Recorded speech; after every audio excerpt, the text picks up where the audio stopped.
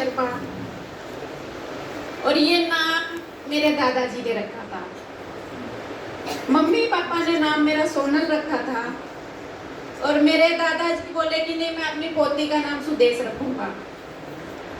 शायद कुछ लाइफ में कुछ चेंज होना था, इसलिए मेरा नाम सोनल से सुदेश रखा गया।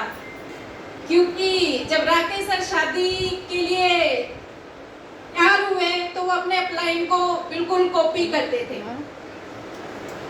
और हमारे अपलाइन मिस्टर सुरेंद्र वत्स, एक बार जोरदार तालियां। उनकी वाइफ का नाम भी सुदेश था।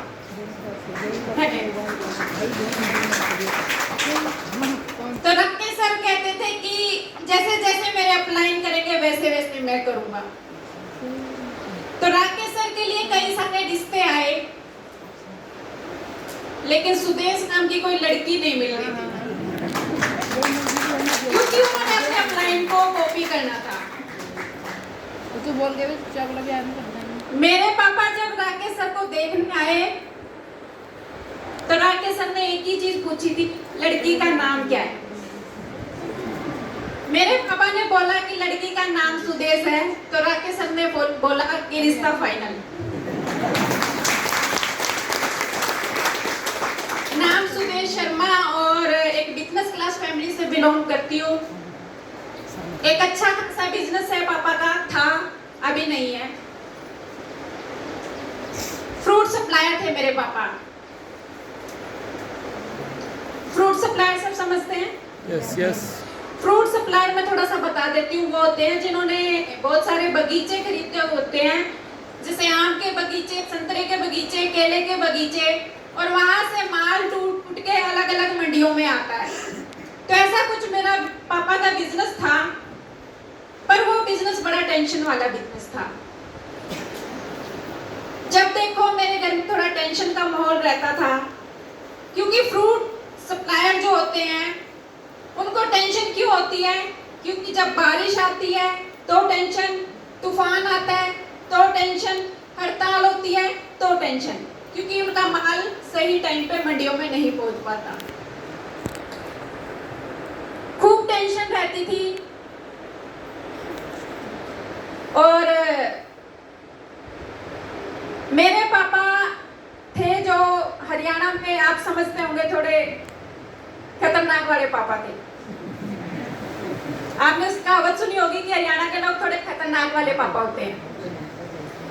तो ऐसा ही उनका बिजनेस था। 2001 में मेरे पापा ने आम के बगीचे लिए हुए थे, और एक तूफान आया। उस तूफान में सब तहस नहस हो गया। उन्होंने अपनी जिंदगी में बहुत पैसा कमाया, लेकिन उस तूफान में सब खत्म हो गया।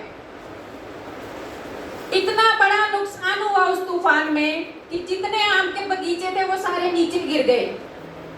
आंध्रा में वो तूफान आया था, और इतना बड़ा नुकसान था कि मेरा घर बिकने की भी नौबत आ गई थी। पूरी जिंदगी जिस इंसान ने लाखों करोड़ों रुपए कमाए और एक तूफान वो सब खत्म कर दे, तो उस घर में टेंशन होगी या नहीं होगी? यस होगी। और टेंशन इस तरह की थी कि घर बिकने की नौबत आ गई। जैसे कैसे घर बचा लिया पापा ने। और हरियाणा में लड़कियों की शादी थोड़ा जल्दी कर देते हैं, अभी नहीं करते, पहले कर देते थे। 20 साल की मैं हो चुकी थी। 20वां बर्थडे मतलब राकेश सर के करा के मना था। पापा रिश्ता देखने आए, और जिस दिन राकेश सर को पापा देखने आए थे तो राकेश सर ऐसे ही सूट बूट में रेडी थे। वो इसलिए रेडी नहीं थे कि उनको कोई देखने वाला आ रहा है। वो तो लड़कियां रेडी होती है ना, लड़के नहीं होते। राकेश सर इसलिए रेडी थे, वो किसी मीटिंग से आए थे आरसीएम की। पापा ने देखते ही राकेश सर को पसंद किया, थोड़ी सी बात की कि बेटा आप क्या करते हो। उनको कुछ नहीं पता था नेटवर्किंग के बारे में, आरसीएम के बारे में। जाके बोले कि मैं सुदेश के लिए एक लड़का देख के आया हूँ और मैं फाइनल भी करके आया हूँ। मेरी मम्मी ने कुछ सवाल किए कि ऐसे कैसे फाइनल आप कराए, लड़का ना सुदेश से मिलाया ना मेरे को दिखाया। फिर मैं बता रही हूँ ना, हरियाणा वाले पापा थे वो। उन्होंने बोला कि जो बोल दिया सो बोल दिया, जो फाइनल हो गया फाइनल हो गया, अब आगे कोई हाँ नहीं कोई ना नहीं। मेरी फैमिली को आरसीएम के बारे में कुछ नहीं पता, ना मेरे को पता। और राकेश सर तो पसंद आने वाले तो थे ही, इतना सुंदर लड़का पसंद आया, ऐसा हो सकता है? मेरी शादी हुई, मैं इनके परिवार में आई, कुछ आरसीएम के बारे में नहीं पता। और हरियाणा में एक रस्म होती है कि जब लड़की ससुराल आती है तो वो कुछ सामान लेके आती है कि जाते ही उसको ससुराल से कुछ मांगना ना पड़े। मेरे मम्मी पापा ने भी मेरे को बहुत सारा सामान दिया, पर वो अदर कंपनी का था, क्योंकि हमें तो आरसीएम के बारे में कुछ पता ही नहीं था। वो अदर कंपनी का सामान था। शादी से अगले दिन एक रस्म होती है जो नंदे करती हैं, मेरा वो सामान निकाला, उसी सामान से वो रस्म होती है। वो एक बहुत बड़ी किट थी, उसमें अलग अलग कंपनियों के प्रोडक्ट थे। और जब मैंने वो किट निकाली तो राकेश सर सामने ही खड़े थे। राकेश सर ने क्या किया, वो किट मेरे हाथ से ली और बाहर गली में फेंक दी। गुस्सा आया कि मेरा सामान मेरे मम्मी पापा ने इतने प्यार से दिया है, ऐसे कैसे बाहर फेंक सकते हैं? गुस्सा आएगा कि नहीं आएगा? आपके मम्मी पापा कोई सामान दे और आपके सेकंड डे ही आपका सामान बाहर गली में फेंक दिया जाए। बहुत गुस्सा आया, पर जब लड़की की नई नई शादी होती है तो वो बोल नहीं पाती, नहीं बोल पाती ना। लेकिन कुछ साल के बाद सिर्फ लड़की बोलती है, बाकी सब चुप रहते हैं। मैं बोल नहीं पाई कि शाम को मैंने राकेश सर से पूछा कि आपने मेरा सामान क्यों फेंक दिया। राकेश सर ने बोला कि आज के बाद जो भी यूज करना है वो आरसीएम का करना है। यस। मैंने बोला कि मैं ठीक है आरसीएम का सामान यूज करूंगी, लेकिन आपको वो फेंकना नहीं चाहिए था, हम किसी को दे सकते थे, वो किसी और के काम आ सकता था। लेकिन राकेश सर इतने पक्के थे आरसीएम पे, उन्होंने बोला कि किसी को देना है तो वो भी आरसीएम का ही दो।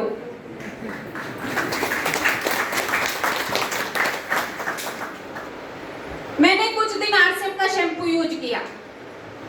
बड़े लंबे लंबे बाल थे मेरे और मेरे बाल झड़ने लग गए, और मेरे को अपने बालों से बड़ा प्यार था।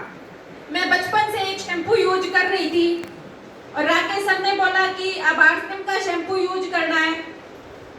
मैंने बोला ठीक है, लेकिन मैं बचपन से ये शैम्पू यूज कर रही हूँ, तो इससे आपके आरसीएम वाले शैम्पू से मेरे बाल बहुत टूट रहे हैं।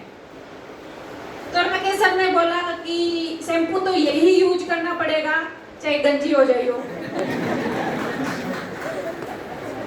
कुछ समझ में नहीं आ रहा था। पापा ने एक बात और बताई थी कि लड़का 29 दिन बाहर रहता है, एक दिन आता है और मैले कपड़े रख के जाता है और धुले हुए कपड़े लेके जाता है। खूब मेहनत करी राकेश सर ने, 29 दिन बाहर रहे, लेकिन जब घर पे होते थे एक दो दिन, जींद में हमारे 2 घर हैं, एक घर में इन्होंने ऑफिस बनाया हुआ था। उस ऑफिस में बहुत सारे लोग मिलने आते थे, काउंसलिंग के लिए, मीटिंग के लिए बहुत सारे लोग आते थे। कभी 10 लोग आ रहे हैं, कभी 5 लोग आ रहे हैं, कभी 15 लोग आ रहे हैं। और जब फोन नहीं होता था, लैंडलाइन होता था, मेरे पास नहीं था, मदर सर के पास तो था। घर के नंबर पे फोन आता था कि 10 कप चाय बना दे। 10 कप चाय बन जाती थी, थोड़ी देर में फिर फोन आता था कि 15 गिलास पानी भिजवा दे, 10 कप चाय भिजवा दे, शरबत भिजवा दे। पूरा दिन ऐसे ही चलता रहता था। कभी मेरी मम्मी का फोन आता था तो मैं बोलती मम्मी बाद में करना, अभी मैं चाय बना रही हूँ। इतनी चाय बनाई मैंने, इतनी चाय बनाई, वो जो पतीला होता है ना चाय वाला, उसको मांजने का भी मन नहीं करता था, क्योंकि मांजने का उसको टाइम ही नहीं होता था जब तक तो दूसरा ऑर्डर आ जाता था चाय का। और मेरी मम्मी बोलती कि तू इतनी गंदी चाय बनाती है कि तेरे जाके तू ससुराल में हमें गालियां पड़वाएगी। और मैंने इतनी चाय बनाई, मेरे को अपने आप पे गुस्सा होने लग गया कि शायद मैं अब अच्छी चाय बनाने लग गई। बीच बीच में कई बार चक्के भी देखती थी कि चाय अच्छी बनने लगी है क्या, इतने ऑर्डर आ रहे हैं चाय के। कई बार तो लगता था कि शायद चाय बनाने के लिए ही लेके आए हैं। खूब खाना बनाया, खूब चाय बनाई, खूब काम किया। कुछ टाइम ऐसा आया कि नेगेटिव होने लग गई आरसीएम से। ये सब महिलाओं के लिए एक मैसेज है। नेगेटिव होने लग गई आरसीएम से तो राकेश सर को समझ में आया कि अब मामला थोड़ा गड़बड़ है। तो राकेश सर मेरे को एक दिल्ली के एक प्रोग्राम में लेके गए। उस प्रोग्राम में दिल्ली के तालकटोरा में वो प्रोग्राम था। उस प्रोग्राम में हमारे सारे सीनियर लोग थे, मुकेश कोठारी सर, वत्स सर, केसी सर, बीसी सर, सब थे। और राकेश सर को वहां बड़े मान सम्मान से बुलाया गया, मालाएं वाला पहनाई गई, कंधे पे उठा के स्टेज पे ले जाया गया। उस दिन मेरे को समझ में आया कि लड़का कुछ तो खास कर रहा है। अगर इतने मान सम्मान से ले जाया गया है तो लड़का कुछ तो खास कर रहा है। उस दिन मेरे को आरसीएम समझ में आ गया। और उस फंक्शन को देखने के बाद मैं कभी आरसीएम से नेगेटिव नहीं हुई। फिर कभी राकेश सर बोलते थे ना कि 10 कप चाय बना दे, मैं 15 बना देती थी। क्योंकि समझ में आ चुका था कि जितने लोग हमारे ऑफिस में आएंगे, जितनी मीटिंगें होंगी, जितनी काउंसलिंगें होंगी, जितने लोग मिलने आएंगे, हमारा बिजनेस बढ़ेगा, हमारी इनकम बढ़ेगी और हमारे ड्रीम पूरे होंगे।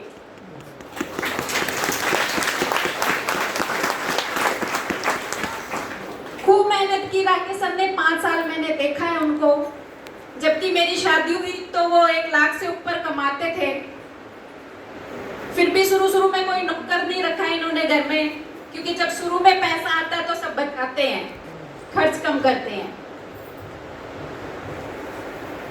इतना काम किया कि आज की लाइफ में बताऊं तो मैं आज अपनी खुद की चाय भी नहीं बनाती हूँ। आज सिर्फ ऑर्डर देती हूँ कि चाय बना दो तो चाय बन के आ जाती है। सारे ड्रीम पूरे हुए आरसीएम से। 5 घर खरीदे हमने आरसीएम से। एक इंसान का सपना होता है एक घर का और एक गाड़ी का। 5 घर खरीदे और 7 गाड़ियां। 2 साल पहले मेरे छोटे बेटे का बर्थडे था 1 जनवरी को। उस दिन हम मर्सिडीज बेंज लेके आए। वो सबकी ड्रीम कार होती है, हमारी भी ड्रीम कार थी। कुछ महीने बाद फिर एक कार और लेके आए। जींद में अच्छे खासे घर में रह रहे थे, दिल्ली शिफ्ट हुए। दिल्ली में 2 करोड़ का घर लिया, फिर 5 करोड़ का घर लिया और आज इस घर में रह रही हूँ। 8.5 करोड़ की उसकी कीमत है। और वो घर कोई आम घर नहीं है। उस घर में सारी सुविधाएं हैं। पर्सनल स्विमिंग पूल है, पर्सनल लिफ्ट है, 3 मंजिल का वो घर है। 5 स्टार जैसा घर है। जैसे 5 स्टार होटल होते हैं ना, ऐसा मेरा घर है।